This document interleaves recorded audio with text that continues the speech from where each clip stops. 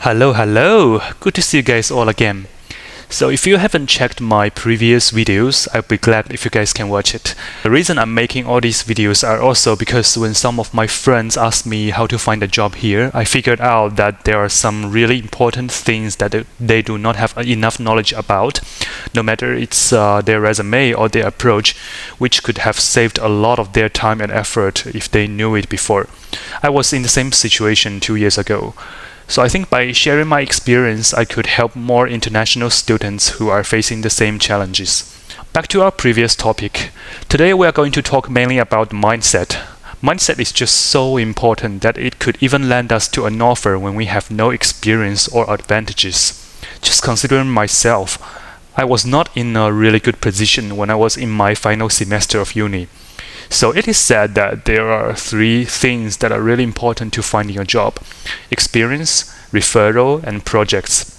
Unfortunately, I had none of them. Even though I just finished my programming summer bootcamp, I still haven't done any work or internship. I didn't know any referrals from any companies as well, and I didn't have any solid personal project. I did not know anything about web development. I couldn't even tell the difference between front end and back end. And all I had was that Gomoku project, which is just a toy project that took me only 3 days to complete. I did know some lead code, but it wasn't any useful as well because I wasn't really aiming for those tech giants from Sydney like Google, Amazon. I just needed to find a job in Adelaide, and they don't have lead code questions in their interviews. And I was studying 3 courses at the same time, which was really stressful for me. But even I had absolute no advantages, I just started to apply anyway. I was just doing it. I didn't care about anything else. I didn't care people saying how hard and impossible it was to find a job in Adelaide or whatever skills I should have like React or PHP or anything like that. I was just doing it really. Again, I was just doing it. I did have some strategies though. My first strategy is to expand my scope as much as possible.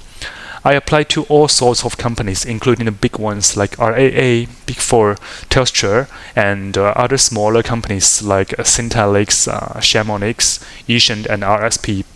So the platforms I was using was mostly LinkedIn, Grad Connections, and Uni Career Hub, since a lot of junior or grad jobs are posted there. I attended a lot of events as well, like the Career Expo from University of Adelaide and the Big Meet from UniSA, and those events exposed me to a lot of companies that I did not know about because they had not yet posted their job, but would do it soon.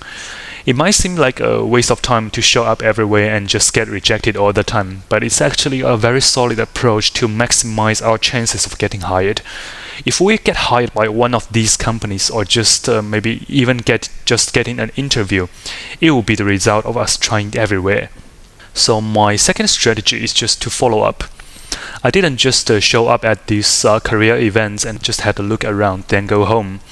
Instead, I came up and talked to people, and after the conversations, I asked for their LinkedIn and messaged them when I got home. I wasn't shy or afraid of getting rejected at all because it doesn't cost me anything to just come up and ask, right?